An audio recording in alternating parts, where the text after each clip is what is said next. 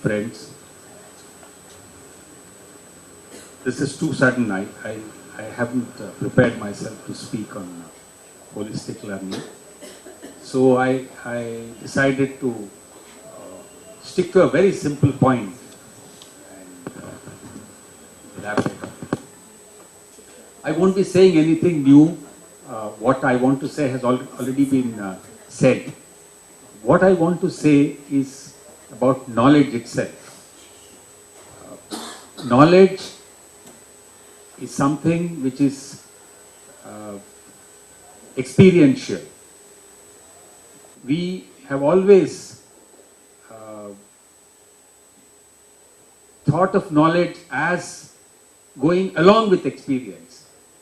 But it's only in the modern education system and it's in the modern system that we have separated the two. It's been very convenient for us. It has led to so much of expansion of what we call the modern knowledge. But it has also been a disaster in another sense. The moment you separate knowledge and experience, you are creating hierarchies. You are creating the rich and the poor.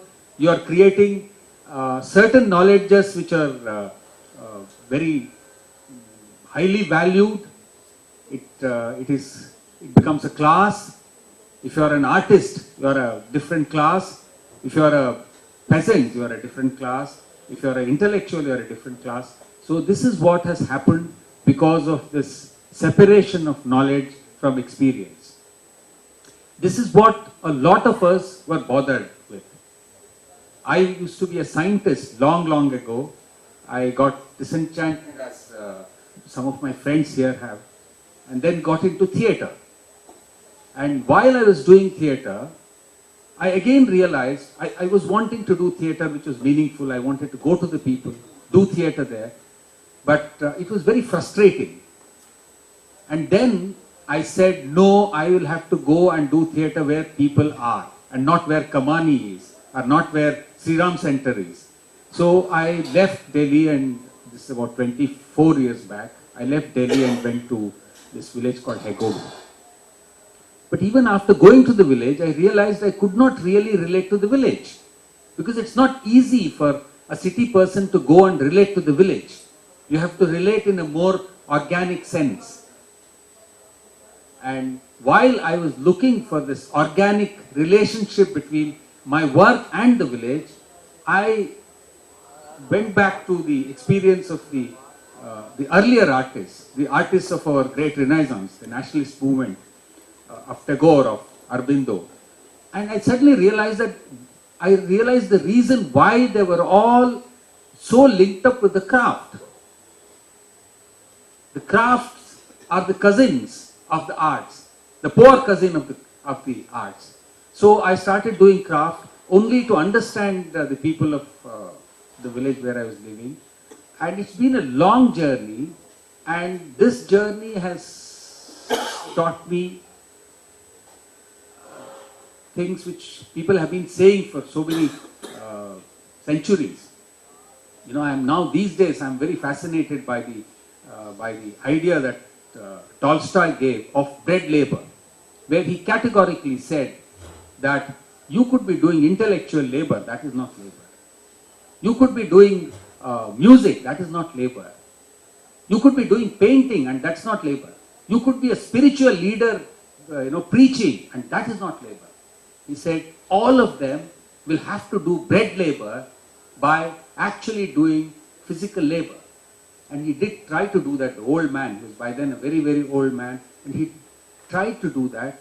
And I think some of us will have to seriously rethink on some of these issues. I agree with Kavitaji when she said that we are all faced with a dilemma, with a huge dilemma where we are happily ensconced in this wonderful situation. We are all very comfortable, and then we are also very unhappy about it. And if you want to get out of this unhappiness, if you want to do something about it, I think we'll have to actually go beyond.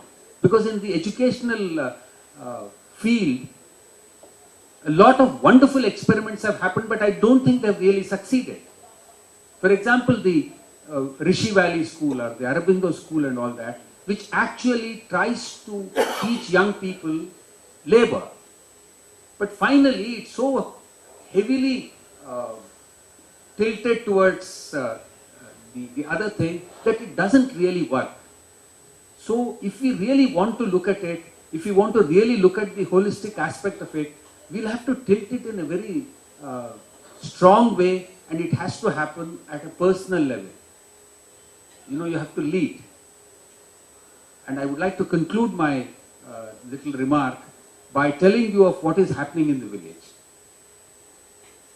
20 years back, when I started this work in the village, I thought we were creating jobs, little jobs for these women to weave and to do things and all that, and I was very happy. Now they don't need the jobs.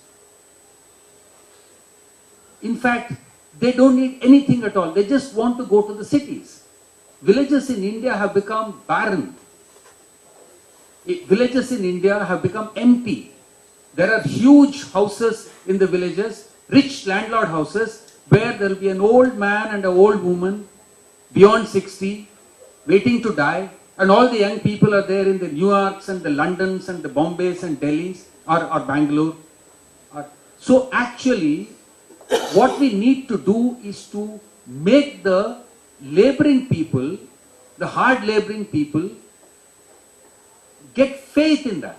And they won't get faith in that if I go with my pants and shirts and the car and this thing, and then tell them to have faith in that.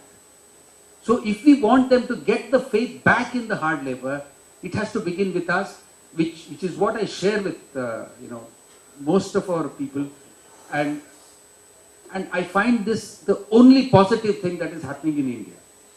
And what is that positive thing?